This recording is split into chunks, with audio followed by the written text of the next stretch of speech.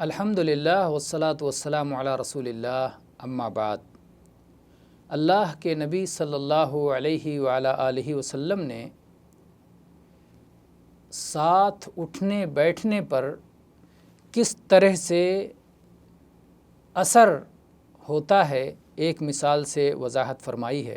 اللہ کے نبی نے فرمایا کہ اچھے ہم نشین اور برے ہم نشین کی مثال اس طرح ہے جیسے کوئی مشک رکھنے والا اور کوئی بھٹی دھونکنے والا۔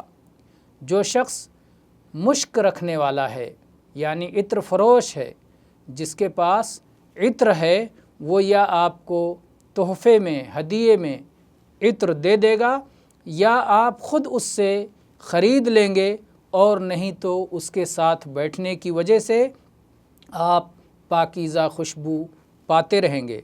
اور اگر آپ نے بھٹی دھونکنے والے کی صحبت اختیار کی تو یا تو وہ آپ کے کپڑوں کو جلا دے گا، کوئی چنگاری اڑ کر کے آپ کے کپڑوں پر پڑے گی اور کپڑے جل جائیں گے، اور یا بھٹی کے دھوئیں کی وجہ سے آپ کو تکلیف پہنچتی رہے گی اور بدبو اس کی آپ کو ملتی رہے گی۔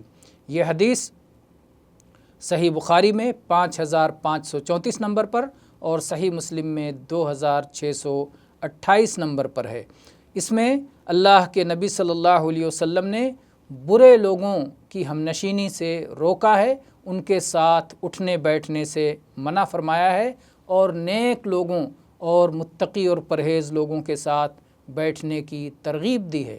برے لوگ جن کے ساتھ آپ بیٹھ سکتے ہیں یا وہ فاسق و فاجر لوگ ہوں گے یا بدعتی لوگ ہوں گے، ہر طرح کے بروں سے، چاہے وہ دین کے اعتبار سے برے ہوں، بدعت کے اعتبار سے یا معصیت اور نافرمانی کے اعتبار سے، ہر طرح کے برے لوگوں کے ساتھ اٹھنے بیٹھنے سے ہمیں بچنا چاہیے۔ واللہ اعلم والحمد للہ رب العالمین۔